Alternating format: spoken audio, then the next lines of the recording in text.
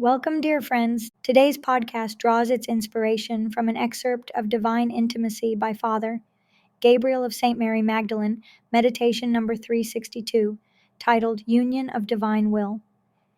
This profound spiritual text invites us to contemplate the ultimate goal of the spiritual life, the complete conformity of our will to God's.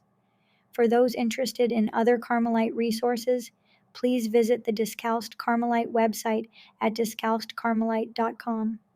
Now, let us begin our journey into Father Gabriel's profound spiritual insights.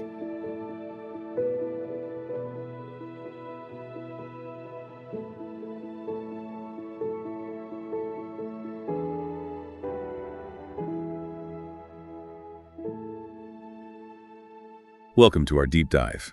Today we're exploring Divine Intimacy by Father Gabriel of St. Magdalen. For those in the Carmelite tradition, it's almost like a guide, right? Like a trusted companion on the journey towards deeper union with God. It is, yeah. It speaks to, I think, that yearning that so many of us have for a closer relationship with God. And for those drawn to the Carmelite way of life, it resonates even more deeply. It echoes that emphasis on contemplative prayer and that rich interior life. Exactly. And today, we'll be diving into section 362. It's titled Union of Will. It's really at the core of what it means to fully embrace God's will in our lives, wouldn't you say? Absolutely. And what's really striking about this section is the way Father Gabriel emphasizes aligning our will with God's will as the most important outcome of growing in love with him. It's not just outward obedience, it's a deeper transformation, a transformation of the heart. And he has this incredible line: the weak human will becomes fully conformed and united to the divine will of God. The two will be made into one, namely, into the will of God, which is likewise the will of the soul. It's such a beautiful image, two wills becoming one. As love for God grows, the soul naturally sheds anything that opposes his will. We begin to desire only what God desires. Yeah. It's like we're letting go of our own limited will, our own understanding, to discover a much greater, a more fulfilling will in God. It's a bit paradoxical, isn't it? It is paradoxical. And Father Gabriel, to really drive this point home, he quotes St. Teresa of Avila, who considered this union more valuable than even the most extraordinary mystical experiences. Just think about that for a moment. You know someone who experienced such profound graces, still longed for this unity of will above all else. She wrote, "This is the union which I have desired all my life. It is for this that I continually beg our Lord. It is this which is the most genuine and the safest." Her words speak volumes about where true peace and sanctity lie. It's not in fleeting mystical experiences, but in that profound conformity of our will to God's. And that's a path available to all. Now, I know some listening might be thinking, what about those who experience the mystical path? Isn't that a more direct route to union? It's a good question, and one that Father Gabriel addresses, actually. He explains that God, in his wisdom, chooses the path for each of us, whether it's through these mystical graces, what some might call extraordinary, or through what he terms the ordinary way. So it's not about one path being superior to another. It's more about recognizing that God leads us individually, each according to our needs. Exactly. Both paths ultimately lead to the same destination, union with God. And it's God who knows which path best suits our spiritual journey. That's reassuring, isn't it? Knowing that union with God isn't reserved for a select few, but is a call extended to every soul seeking him. Precisely. And that's a core belief within the Carmelite tradition, that the path to holiness is open to all, regardless of our background or experiences. Father Gabriel even mentions how St. Therese of Lisieux referred to this ordinary path as the little way, while St. Maria Bertia called it the carriage road. And whether we call it the little way or the carriage road or the ordinary way, the key is the complete generosity we bring to our chosen path. I love how he quotes St. Teresa of Avila on this. "He would have you keep back nothing. Whether it be little or much, he will have it all for himself. And according to what you yourself have given to him, the favors he will grant you will be small or great." Such wise words. The depth of our surrender to God's will, it directly corresponds to the depth of our union with him.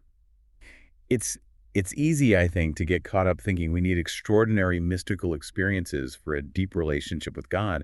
But Father Gabriel reminds us that God provides the grace we need, regardless of our particular path. And that is a truly comforting thought.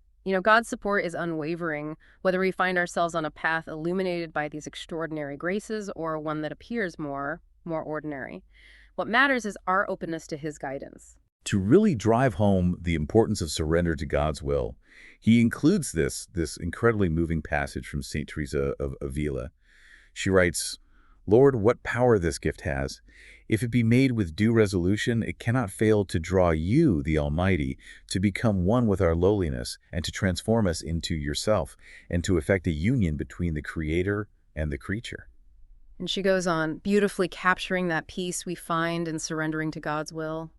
The more resolute we are in soul, and the more we show you by our actions that the words we use to bespoke these things, you are not words of mere politeness. The more and more do you draw us to yourself and raise us above all petty earthly things and above ourselves in order to prepare us to receive great favors from you. It's as if she's painting this picture of true intimacy with God, an intimacy that's born out of that complete surrender to his will. It is. You begin to cherish it, to reveal secrets to it, to rejoice in its understanding of what it has gained and in the knowledge which it has of all you have yet to give it. You begin to make such a friend of the soul that not only do you restore its will to it, but you give it your own also. It's an amazing thought, isn't it? God sharing his very will with us, inviting us to participate in his divine plan. It is. For now that you are making a friend of it, you are glad to allow it to rule with you. So you do what the soul asks of you, just as the soul does what you command, only in a much better way, since you are all-powerful and can do whatever you desire, and your desire ever comes to an end. What a beautiful description of that reciprocal love, that trust that blossoms when our will is united with God's. Absolutely. And she concludes this passage with these powerful words, "Oh my God, how precious is the union which the soul attains with you after having established itself in submission to your will. Oh, how much to be desired is this union in which we resign our wills to the will of God. Happy the soul that has attained to it, for it will live peacefully both in this life and in the next. For apart from the perils of losing you, O Lord, or of seeing you offended, there is nothing that could afflict it, neither sickness nor poverty nor even death, for this soul sees clearly that you know what you are doing better than it knows itself what it desires." Those words are they're incredibly profound. It speaks to a peace that goes beyond our current circumstances, a peace rooted in that knowledge that God knows what is truly best for us. It truly is. It's that surrender, that letting go of our own limited understanding that opens us to a depth of intimacy with God we could never have imagined on our own. Yeah, it is amazing, isn't it? How this idea of surrender, of letting go of our own will, actually leads to greater freedom and peace. It seems so counterintuitive, but St. Teresa's words suggest it really is the path to true joy. It is counterintuitive, in a way, isn't it? But it's at the heart of the Carmelite spirituality that Father Gabriel is illuminating for us here.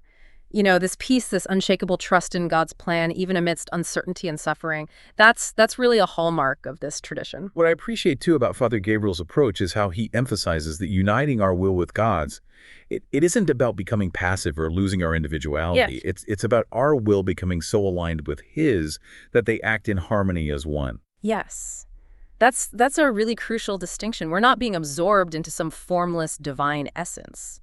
Our unique selves, our gifts, our personalities, all of that remains, but it's infused with the divine will, guided by a higher purpose. Almost like our will becomes a vessel, an instrument for God's grace to flow through and act in the world. Oh, what a beautiful image. And as that grace flows through us, it transforms us from the inside out, shaping us more and more into the fullness of who we were created to be. It makes me think of how St. Teresa describes the soul in this state of union. She writes, "You begin to make such a friend of the soul that not only do you restore its will to it, but you give it your own also." Mm-hmm. It's an incredible mystery to contemplate, isn't it? God, in his infinite love, sharing his very will with us, inviting us to participate in his divine plan. And as we surrender to his will, even in those small, seemingly insignificant choices of our daily lives, we open ourselves to that deeper level of friendship, of intimacy with God that Father Gabriel was describing. It brings to mind a question that often arises in the Carmelite tradition, and I think in the spiritual life more broadly. How do we discern God's will in the midst of our everyday lives? How do we know what he's asking of us? That's a question I think many of us grapple with. It is. And Father Gabriel, rather than offering some simple formula or set of rules, he emphasizes attentiveness. It's about cultivating a heart that it's constantly seeking to align itself with God's desires, listening for his voice in the silence of prayer and in the events of our lives. It's about turning our hearts toward God continuously, seeking his guidance, and trusting that he will make his will known to us. Exactly. And as we develop this habit of attentiveness, this interior listening, we begin to recognize those movements of God's grace in our lives, those gentle nudges and inspirations that guide us towards His will. Father Gabriel also encourages us to trust that even when we don't have all the answers, even when we make mistakes, God is still working within us, drawing us closer to himself. He reminds us that God's love for us is unconditional. He delights in our efforts to follow Him, even when they are imperfect. And His mercy is always there to meet us, to lift us up, and to set us back on the path. It's liberating to remember that we don't have to be perfect to experience this union with God's will. It's a journey of growth and trust, knowing that his grace is always sufficient for us. It is. And in that spirit, I'm curious to hear your thoughts. The source material focuses so beautifully on the inner transformation that happens when we unite our will with God's. But how does this union manifest outwardly in our actions? How might others see this transformation lived out in our lives? That's a wonderful question. It makes me think about that Carmelite emphasis on both the contemplative and the active life. It's not enough to just experience his inner union. We're called to bring that union into the world around us. Precisely. Our actions become an extension of our prayer, a tangible expression of our love for God and for our neighbor. So how might someone who has achieved this union of will live differently? What might we observe in their lives? Well, you might notice a profound sense of peace and joy emanating from them. Even in the face of difficulties, their actions, would be characterized by deep compassion, a selfless generosity, and a genuine desire to serve others. It's almost as if they become these conduits of God's love in the world, reflecting his presence in all they do. Yes. And because their will is so aligned with God's, their actions flow naturally from that place of union. Their lives become a testament to that transformative power of surrendering to his will. It's not about striving for some unattainable perfection, but about allowing our love for God to guide our choices and shape our interactions with others. Exactly. As we grow in this union with God, our actions become less about our own ego and more about reflecting his love and mercy in the world. It makes me think of those often hidden saints we encounter in our everyday lives, those quiet souls who radiate kindness and compassion in simple, unassuming ways. Yes, those unsung heroes of faith, living testaments to the transformative power of union with God's will.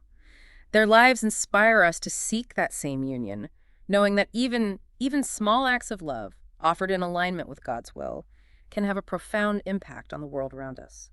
As we reflect on these themes of union and surrender and love, I'm reminded of another key aspect of the Carmelite charism that Father Gabriel emphasizes throughout divine intimacy, the importance of cultivating a spirit of prayer. Ah, yes. Prayer is the very lifeblood of the Carmelite tradition. It's through prayer that we nourish our relationship with God, open ourselves to his grace, and learn to discern his will. And it's not just about formal prayer, right? It's about developing a constant awareness of God's presence throughout the day, a continual conversation with him in the midst of our daily lives. Precisely. The Carmelite saints often speak of practicing a prayer of the heart, a state of constant recollection in which our thoughts, our words, and our actions are all directed toward God. It's like we're creating a space within ourselves where God's will can take root and flourish, a space where his grace can transform us more and more into his likeness. Beautifully put. And as we cultivate this prayerful awareness, this attentiveness to God's presence, we begin to see his hand at work in every aspect of our lives, even the seemingly mundane or insignificant moments. It's a beautiful reminder that the path to union with God's will begins not with grand gestures or extraordinary feats, but with the simple act of turning our hearts towards him in every moment. And in those moments of prayerful surrender, those quiet moments of turning toward God, we allow his grace to transform us, to shape our desires, to guide our steps towards that perfect union of will that Father Gabriel so eloquently describes. It truly is a journey of transformation, isn't it? And it speaks to the profound mystery of God's love for us, how he invites us to participate in his divine plan through this union of wills. It does. It's a journey that, while challenging at times, leads us to the very heart of God's love. It's a path of love, patience, perseverance, and a deep, deep trust in his loving guidance. So for those listening who, feel inspired to delve deeper into divine intimacy and this idea of union with God's will, what practical advice would you offer? Where might they begin? I'd suggest starting with a simple practice, really, something you can incorporate into your daily life. Begin each day with an offering of your will to God. Could you give an example of what that might look like? Sure, you could simply pray, Lord, I offer you my will today. Help me to desire what you desire and to do your will in all things. It doesn't need to be elaborate, just a sincere expression of your desire to align your heart with His. Yeah, it sounds like a small but powerful way to begin each day, setting the tone for a greater surrender to God's will. Yes, and then throughout the day, try to bring that awareness of God's presence into your choices, both big and small. Ask yourself, is this choice? Is this in line with what God desires for me? Am I seeking my own gratification or am I seeking to please Him? It's about bringing that spirit of attentiveness that we spoke about earlier into those everyday moments of our lives, seeing those moments as opportunities to choose God's will. Exactly. And as you practice this, as you make those little choices for love of God, you'll begin to notice a shift in your heart. Your desires will gradually become more aligned with His desires, and you'll find a deeper sense of peace Mhm. and joy, even amidst the challenges and uncertainties of life. And it's important to remember that this is a journey, not a destination. There will be times when we stumble, when we make choices that aren't in alignment with God's will. Of course, we're human, and we're all works in progress, but God's mercy is always greater than our failings. He simply asks that we acknowledge our mistakes, ask for His forgiveness, and recommit ourselves to seeking His will. His love is steadfast, and He never tires of offering us new beginnings. And we don't have to walk this path alone, right? We have the communion of saints, those who have gone before us to guide us and inspire us. Absolutely. The Carmelite saints in particular offer such a rich treasury of wisdom for this journey. St. Teresa of Avila, St. John of the Cross, St. Therese of Lisieux, and countless others. Their writings, their lives remind us that union with God's will is not only possible, but is the path to true happiness and fulfillment. And we also have the support of one another. As members of the body of Christ, we can encourage one another, pray for one another, Yeah. and help each other stay on this path of love and surrender. Beautifully said. As we journey together, let's keep in mind the words of Father Gabriel. He writes, "The first and most important result of the unitive power of love is the perfect union of man's will with the will of God." What a beautiful aspiration for all of us. As we conclude our deep dive into divine intimacy, I'd like to leave our listeners with a question to ponder. How might surrendering to God's will, even in the small daily choices of your life, change your experience of His presence? How might it deepen your relationship with Him? It's a question worth reflecting on, and as you explore it, may you discover the profound peace and joy that come from aligning your will with the will of God. Thank you for joining us on this deep dive into divine intimacy. May God bless you and keep you close to His heart.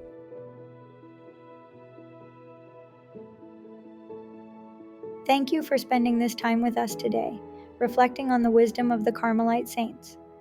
I hope these words have inspired and uplifted you. Until next time, may God bless us and keep us close to His heart. Take care and see you soon.